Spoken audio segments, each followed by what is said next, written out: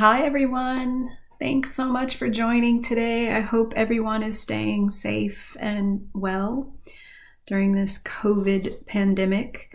I am having lots of great stories of success stories coming back right now of people finding jobs, and it is the ultimate payment for me. So I host these webinars to help others land their dream job. If you have good news to share with me from any tips that you learned today, and this has happened in the past, please send me an email.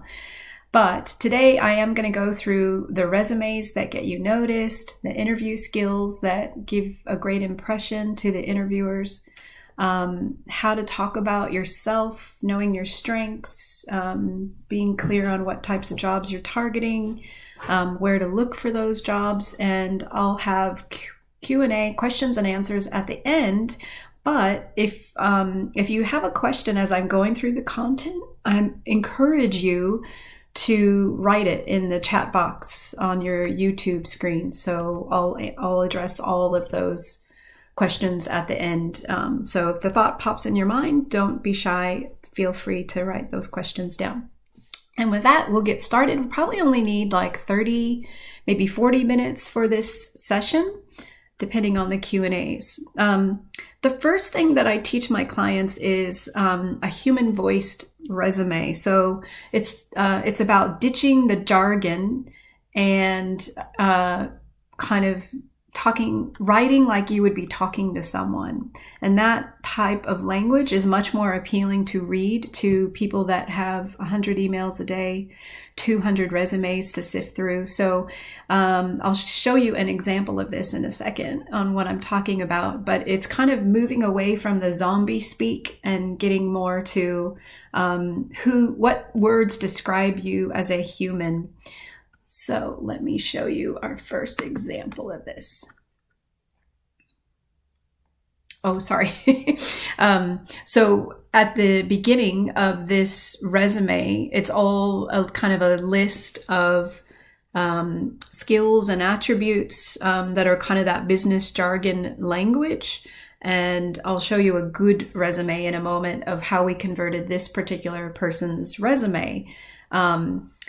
Now, in saying that, the human voice part is most important in that very first section, and it's also important in your cover letter. Sorry, let me just go back to, just making sure my technology is working here. So I want to point out some of the things that face value, this resume probably looks good, but there are some problems with it. And she wasn't having any luck getting callbacks. So first thing I tell everyone is remove your home address. Doesn't matter what suburb you live in, don't need it.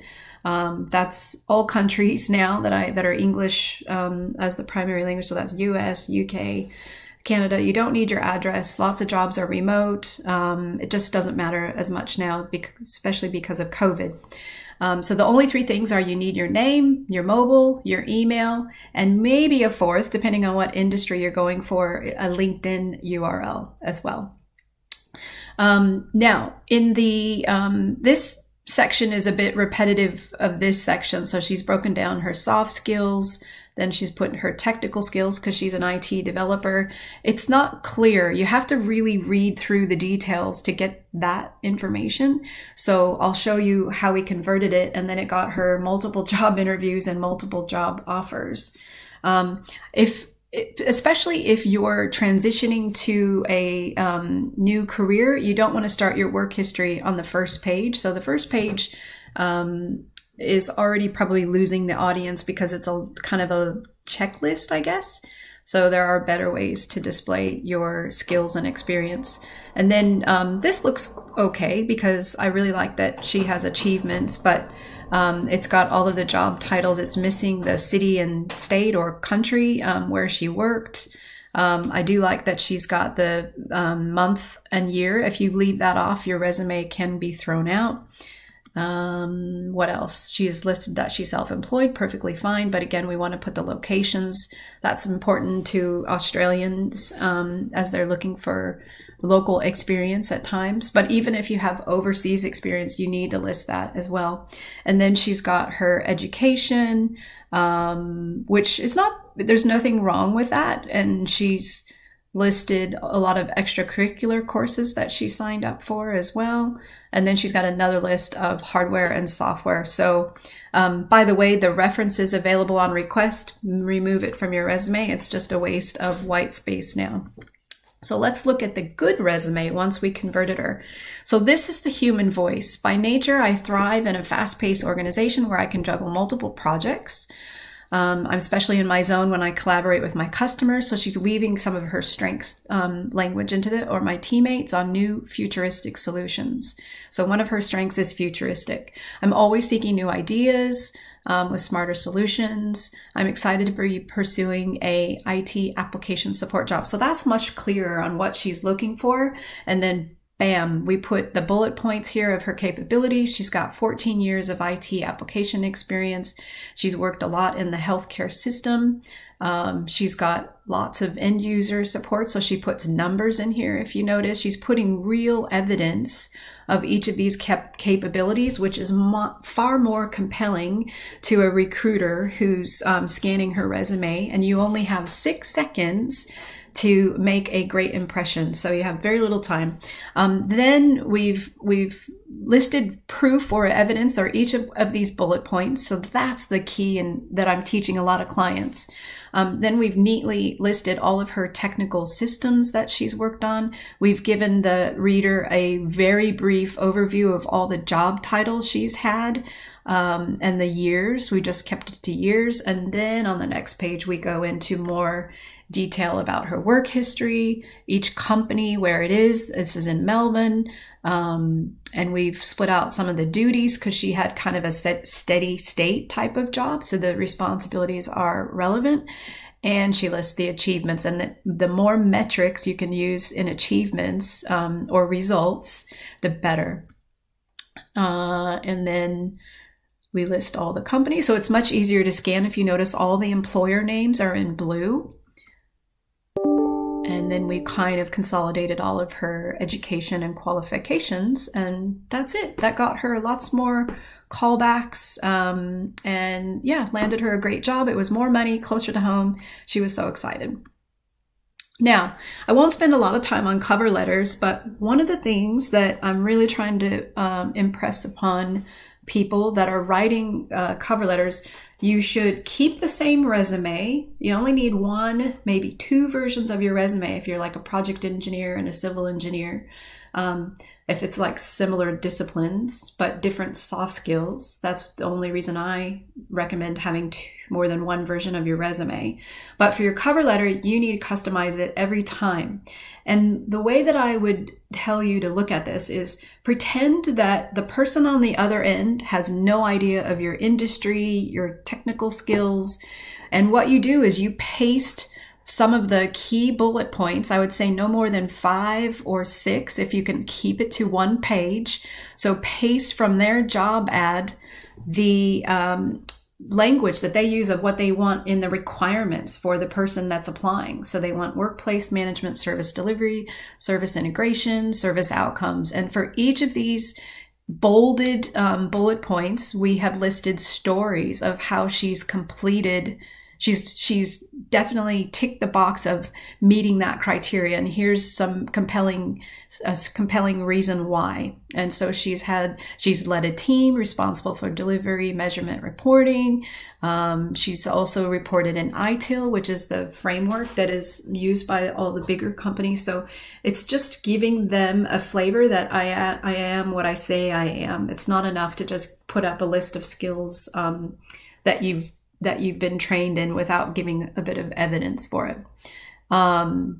And then the closing statement, so I should go back. So the beginning, you have to make sure you cite the reference number if it is in the job ad. Try to get a human name if you can. Don't just write Dear Sir, Dear HR Manager, Dear HR Recruiter.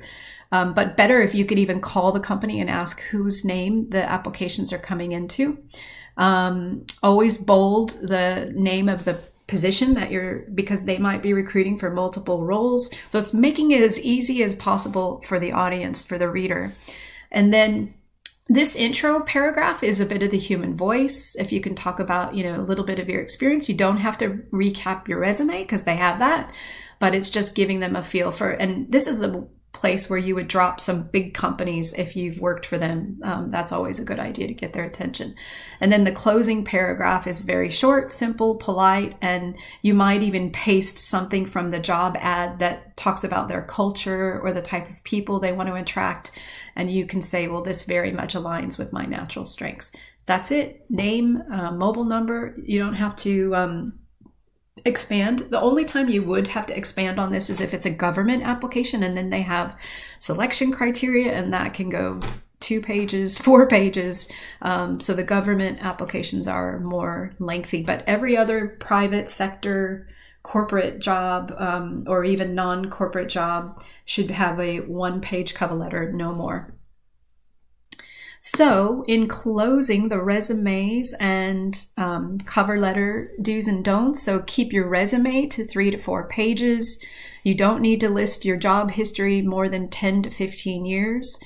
I've seen a lot of people that are not getting callbacks that aren't explaining their job gap. And it's okay to list you were caring for a small child, you were relocating country, you had a health matter that had to be resolved. Like all of these are, and maternity leave, all of those things are reasonable things that you can list on your resume. And if you don't know how to show that, go to my free advice web page and download some of the resume samples that I've given you that show people. I think the HR generalist resume has examples of both of those, country relocation and maternity leave. 11-point font size, and actually I recommend you use Calibri or Arial because it's easier to read. If you're changing careers, you should definitely keep the first page as a summary of all of your transferable skills. Achievements. That is the biggest thing that's changed in the last 5 or 10 years. People don't care about your skills anymore. They want to know what you did to leave the place better than you found it. And you can save a long master version of your resume in case you're dropping different terminologies and you've got a broader skill set or career history. So that's always a good idea. And yeah, don't provide your references. So don't show your home address, no photos. The only exception to that is like public relations type roles or communications person that's kind of the face of Woolworths or big companies. It's illegal for people to ask you your date of birth, so don't list your high school unless you're just finishing high school. That's not relevant. Try to keep your work responsibilities in the employment history to no more than 5 bullet points. If you can, spend more effort on the achievements. PhD is not as prestigious here. This is what everyone has told me, so you don't have to put it at the very top of your resume, but you can still absolutely list it in the education section of your resume. You shouldn't ask salary info, no religion, and no font that's hard to read. So the New Times Roman is the worst.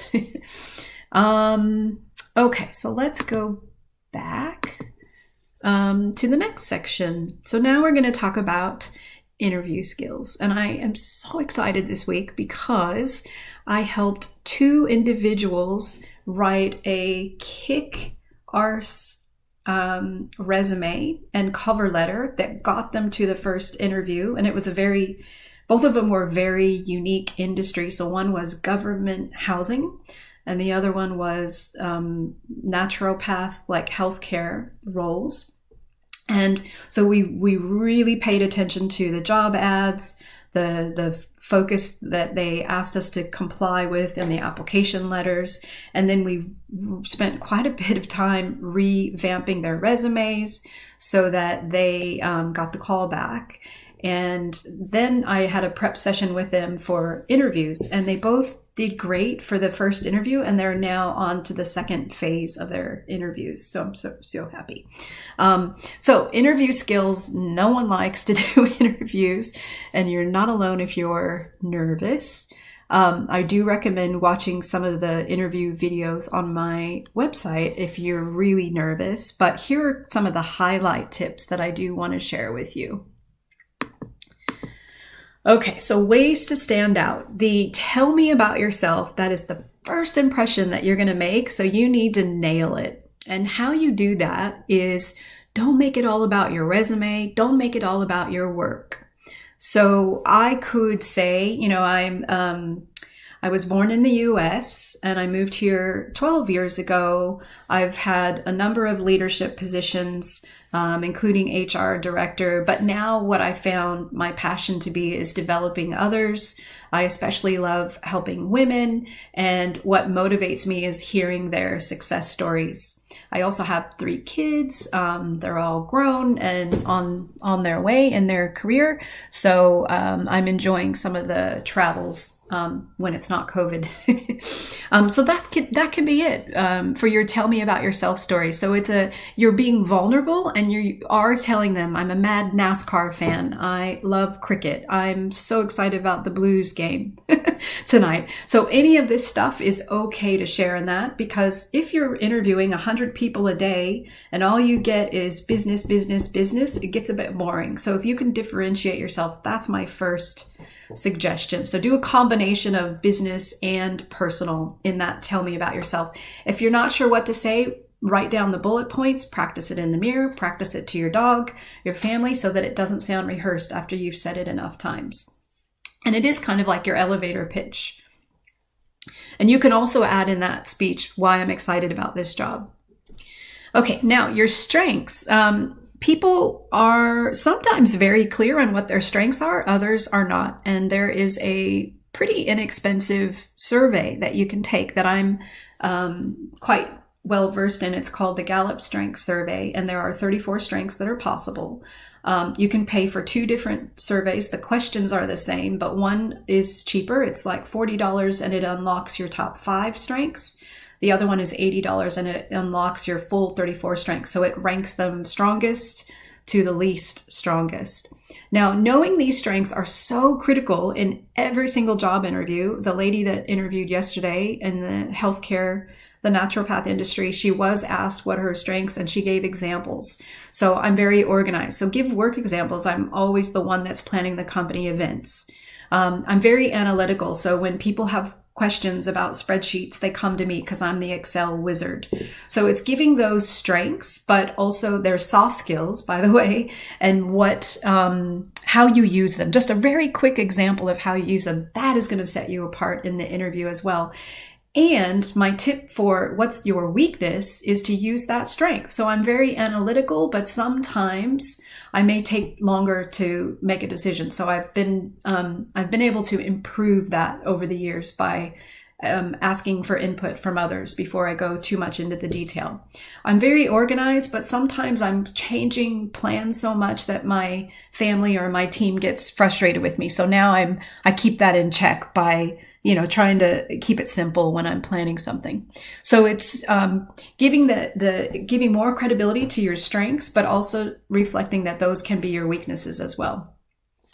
And then the STAR stories, I'm really passionate about this. So STAR is an acronym that's a storytelling technique. It stands for situation, task, action, and result. You can go on the internet. There's all kinds of information about that, but it's a way to tell a story or a joke. One student told me, you need to have a unique, different workplace story for most of these categories. So teamwork, communication, problem solving, leadership, possibly conflict, and technical if it's related to, a very technical job that you're applying for.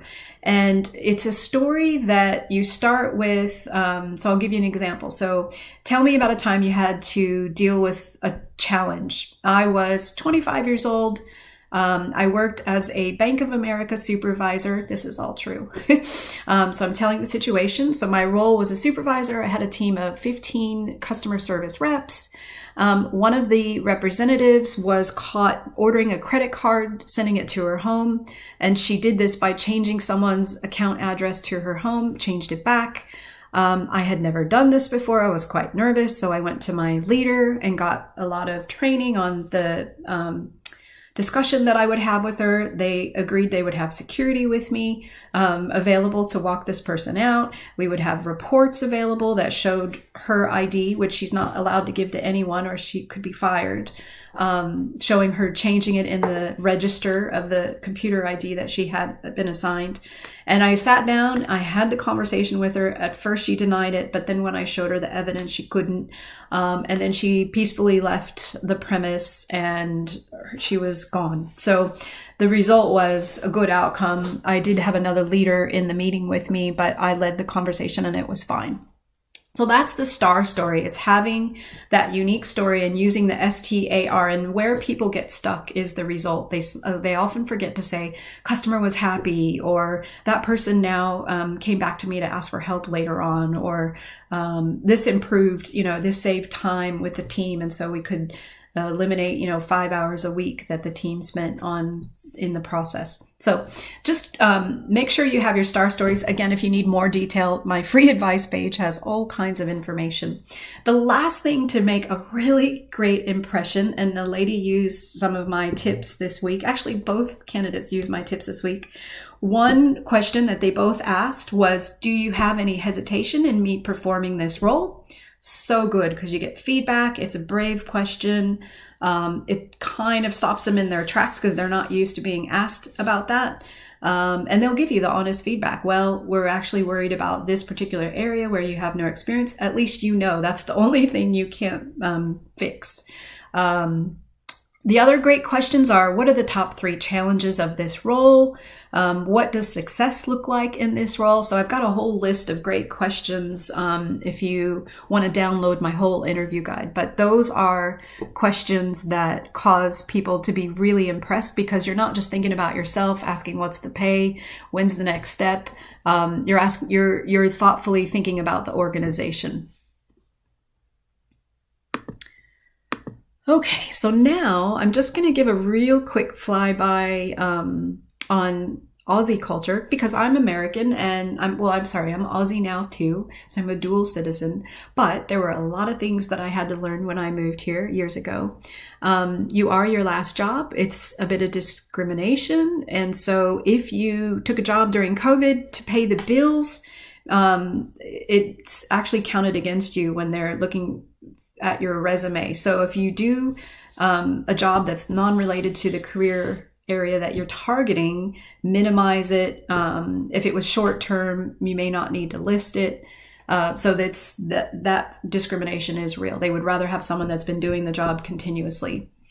Credibility is the proof, and that is in your achievement statement. So you should be very clear on some of the achievements, that you should have them written in your resume or in your STAR stories on things that you've done at each workplace and also in each job title. So if you were at one company for 10 years, it's a great story to share that you went to 3 different roles within that 10 years. So sometimes I see resumes where people have kind of watered it down at the one company. Actually show the progression of jobs, because that makes you look like a stronger employee, that you were promoted and moved around. Asking good questions, which I just gave you some tips.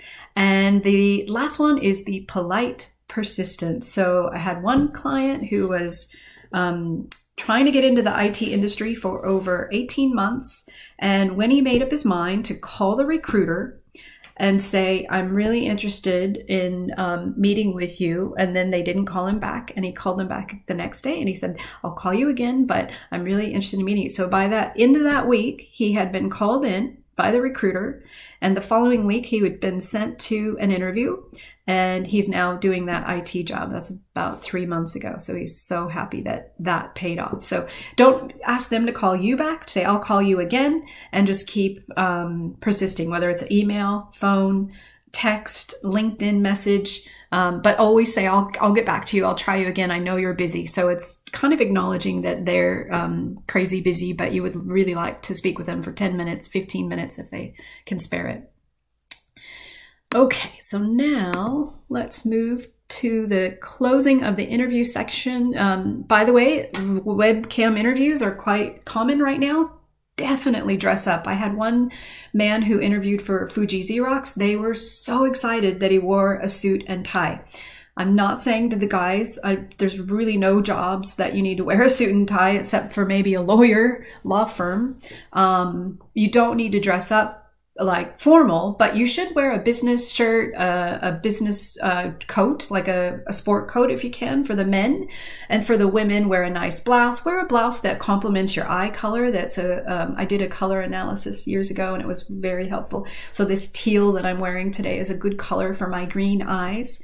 So definitely dress up. I'm telling you, it sets you apart from the competition. Prepare your star stories. Do research the company. One of my HR managers or recruitment managers that worked for me said that she would always ask the candidates, what did you think of our website?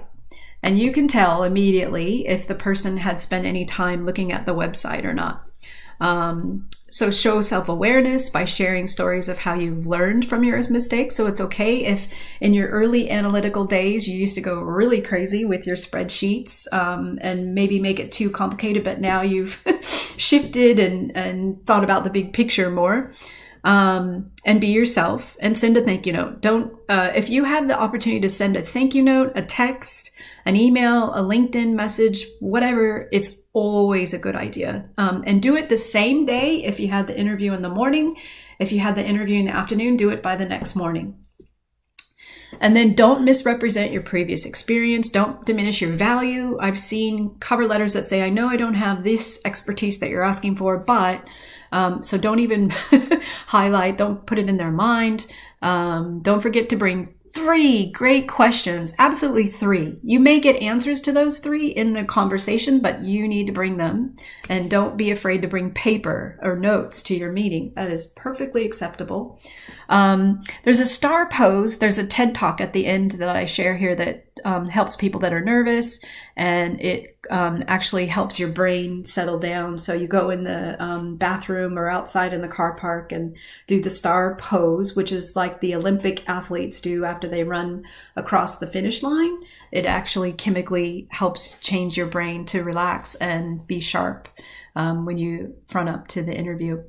All of your interview questions should not be more than 2-minute responses. So if you're an overly chatty person, try to time yourself and practice those responses. So that's why using the STAR framework will help you articulate that story in 2 minutes and just hit the highlights. And don't be afraid to say, sorry, I'm nervous. If I said that to you today, I think you all would be forgiving. Just don't say it more than once, but people will relax a bit when you say that because they're not here to poke holes in your interview skills. Okay, and now let's go to the know what you want. So a lot of people that I meet with are just stressed about getting a job and they will do anything. And that's probably the bad approach to an employer, because an employer cares more about, and there's lots of LinkedIn articles about this, that I would rather, instead of hiring the desperate person, I would rather hire the person that has passion for this role or this company or a true eagerness to learn versus I'll do anything. So I had one client who, Gajendra, he went to an IT developer interview. He got the job. I helped him with his resume and his interview skills. And the employer told him that I hired you because you knew what you liked to do in IT development and you knew what you didn't like. And so it's impressive to the employers that you're self-aware, you know your limitations. I like to be at the front, customer service, or I like to be in the back. Both are okay. So it's just owning those things. And then obviously body language, posture is good. Smile, don't forget to smile, and no waffling. So if you take a while to share your thoughts, you might even say that, the analytical actually might go with that. It's like, I'm looking for the exact right word. So sorry, I apologize if I'm hesitating. I'm just thinking of the right words I want to use. That's okay to say to someone if you need to buy that time for your waffling kind of lingering in a response. And by the way, the more you rehearse your responses, the less waffling you'll do. And next is how to convey passion. So on the passion topic, it's actually related to knowing your strengths. And if you are, let's say you're applying for, I just met a lady today who's in healthcare. She's a nurse that goes to people's homes. She works for the insurance company providers.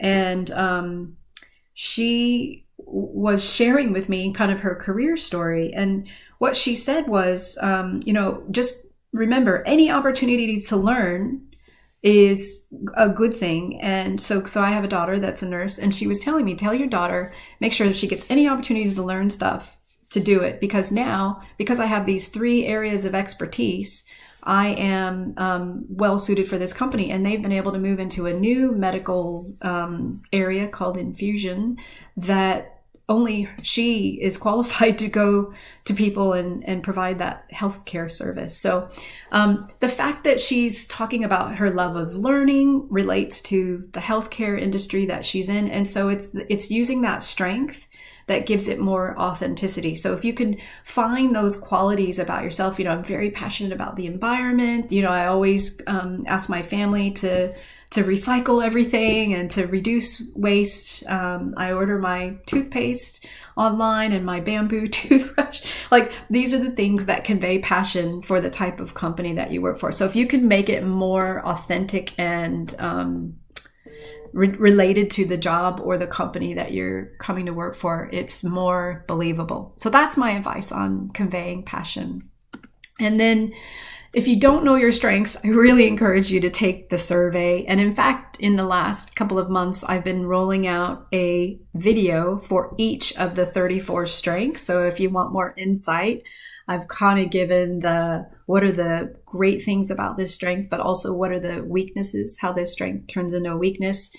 So I really encourage you to take the survey and find out what your top 5 strengths are. If you're not changing industries and you know the job that you want, take your top 5 strength survey. If you're not sure what career you want to do, take the 34 strength survey, and then you really do need someone to help unpack it with you. So if it's not me, then there are many other Gallup strengths coaches that you can find on LinkedIn or the internet.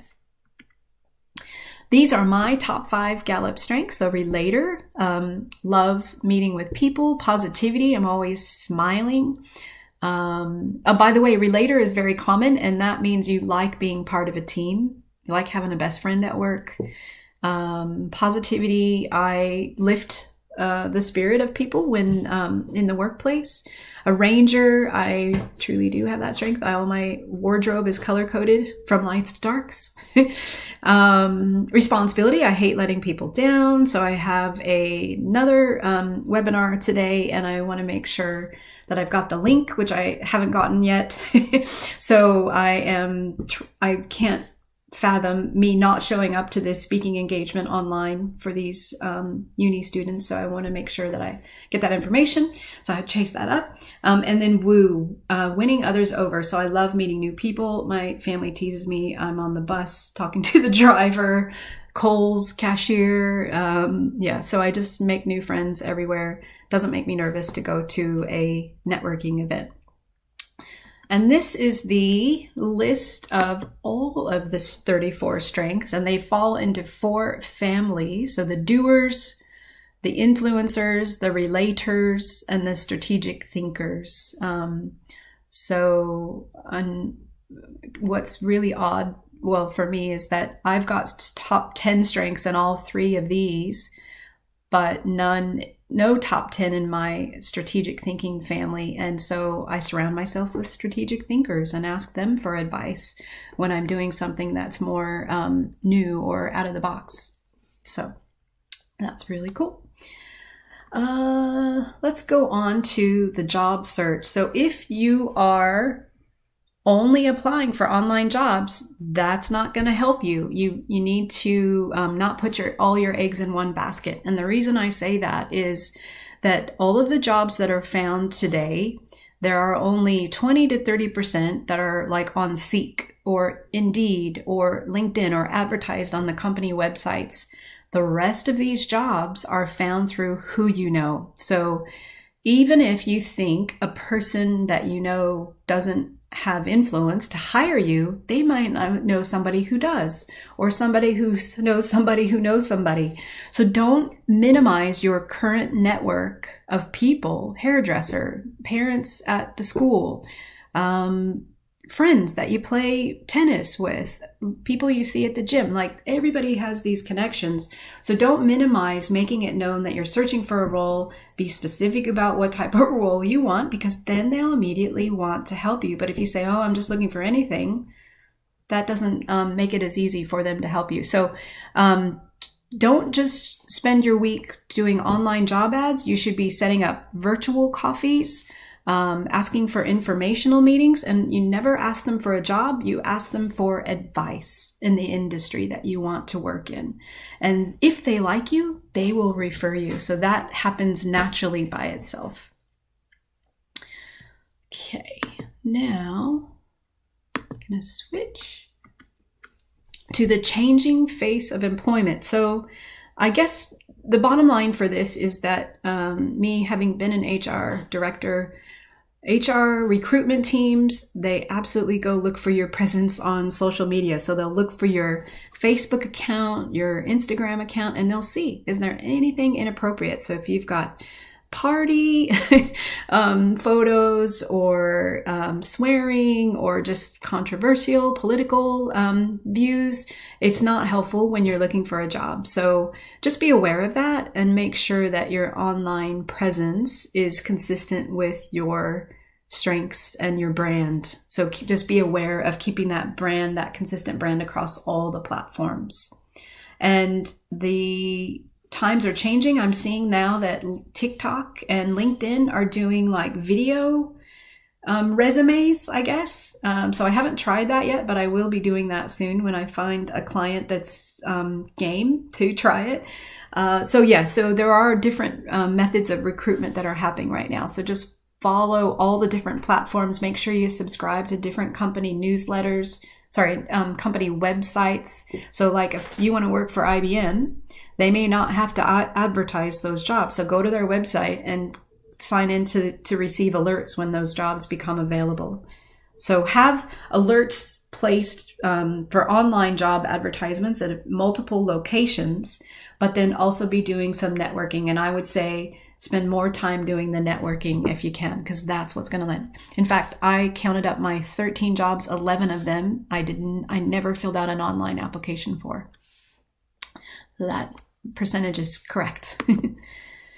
Okay, so then these are some helpful websites, and you'll get the playback of this video if you want these websites. But I like Indeed, because there's a lot of government jobs on that. Also, ethical jobs is where a lot of not-for-profits, ethical companies post ads. I like Work 180 because it's all about equity in the workplace, and I see some really good companies that are advertising jobs there that want to promote equality and try to rise above the discrimination. I love Beam for working moms. So they post flexible jobs, and some of them are higher leadership jobs. Some of them are corporate office jobs. And then Puffling is a new one. I need to check that out if it's still popular, but it was job sharing where two candidates could apply for one job, and the Puffling company would help those two people meet, make sure they get along, and then how they're going to strategize to approach the company about fulfilling that job. So that's pretty innovative. And next, we will talk a bit about LinkedIn. So LinkedIn is really helpful for corporate jobs, for office jobs. It's quite important. I would say if you don't have a presence on LinkedIn, that is better than you having a bad LinkedIn profile. But I actually like LinkedIn because when I search for jobs and compare that to Seek, I find more jobs in LinkedIn, whatever that search engine. And you can see how many applicants have applied for the job. You can see the time frame. I wish they would add the salary range, but I think I gave that feedback in a recent survey, so I think they will add it eventually. And it's just cheaper for employees to advertise on LinkedIn if they've already got kind of a premium account. Don't kid yourself that in LinkedIn, people can be looking at your profile and you never get a notification, because those are recruitment firms or HR departments that pay for a LinkedIn premium membership, and that allows them to surf profiles to find people that meet their criteria. So make sure you've got a great about statement that is in first person, is talking about like you're talking to someone about yourself, your passions. Don't have to recap your resume, more of what motivates you and what excites you. So so there's lots of reasons to use LinkedIn. I do recommend it. I do help people build their profiles. There's more information on my free career advice webpage about LinkedIn and how you can customize your URL, put it on your resume. And one more thing that I want to show you is these are examples of bad photos. The photo is everything. So take it at dusk when the light is warm. Take it with a background that's not too distracting. Make sure they don't look like you're partying, sunglasses. Even the uni grads, I like you to put a professional photo up instead of your graduation photo, because if you put the uni grad graduation photo up, it makes them think that this is your first job. And that may not be the case, even though you're excited about that photo. So we want to pull you away from that uni student and move you into the working professional. And we need to put a professional photo up for you. So that's why I say that one is bad. And almost done. Let me move to the next slide. Here are some TED Talks that I recommend. I especially recommend the Brene Brown if you're low confidence or you need a boost, because it's quite inspiring, and it talks about you wouldn't be vulnerable if you didn't go into a new relationship, move houses, move countries, buy a dog. Like, it's all about being vulnerable. So it's a 20 minutes, one of the most watched TED Talks. And the Amy Cuddy one is the psychologist that talks about the star pose that helps you relieve anxiety before an interview. And I think that's it. I'm going to open it up and just flip to any questions that anyone has.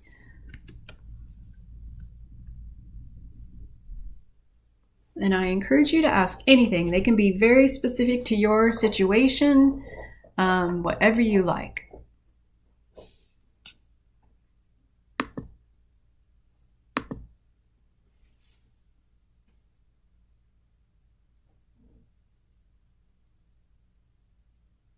I'm going to talk about some questions that I've had recently. So one lady asked me how to prepare when she called the employer to see, are they still hiring? Because the job ad didn't have a closing date. What she would respond to them with tell me about yourself and what's your salary range. And so I prepped her on the tell me about yourself, but on the salary, never give a number, give a range. And that way you've still got flexibility to negotiate depending on how big or how small the job is. And also, if you're not sure what the salary range is for that job, download the PDF file from my webpage that has all the Australian job titles and this pay ranges, and that includes like the Sydney pay range, the Brisbane pay range, the Melbourne, the Perth. So it's a geographical representation of the pay ranges for different jobs and what's the middle. If you have less than 5 years experience, you should be on the bottom to the middle. If you have more than 5 years experience, you should be on the middle to the top. That's kind of my general rule of thumb. That might change depending on what industry you're in. If you're in a more technical industry, that might be different, but that's one of the questions that I was asked recently. Okay, so here's a question. Will companies find me annoying if I ring them up a week after an interview? It's possible. It depends on the vibes that they gave you in the interview. So if they said, oh, you'll hear from us right away, and you haven't, then that's okay to call them. If they've shared with you that they're going through a number of interviews, it's quite difficult to keep people on schedule, including the interviewer and the interviewee. So you have to allow for some extra time. If you're wondering when the right time is to follow up on the job and the status, it's wait 1 week, wait 7 days, and you can email or call. I would say email is better because calling is putting them in a difficult position, especially if they really liked you. They don't want to give you the impression that they're leaning towards you. And if they didn't like you, they don't really think it's the right channel to give you that feedback. So email or written communication is better, and keep it short and sweet. Thank you so much for your time last week. I was just wondering if you had advanced to the next stage of the interview process. That's it. That's all you need to say. Good question.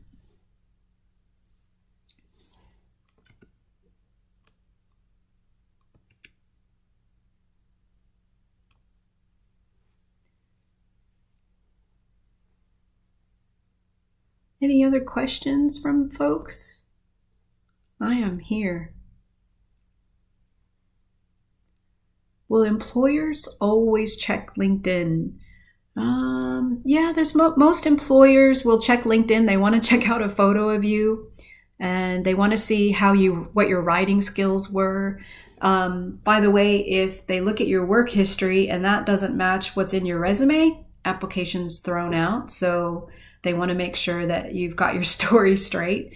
And yeah, they like to look sometimes they like to see if you've had any recommendations written by others. That's quite helpful to them. It's not a requirement, but it's mostly the headline and the about paragraph in the LinkedIn that they're paying attention to. Good question.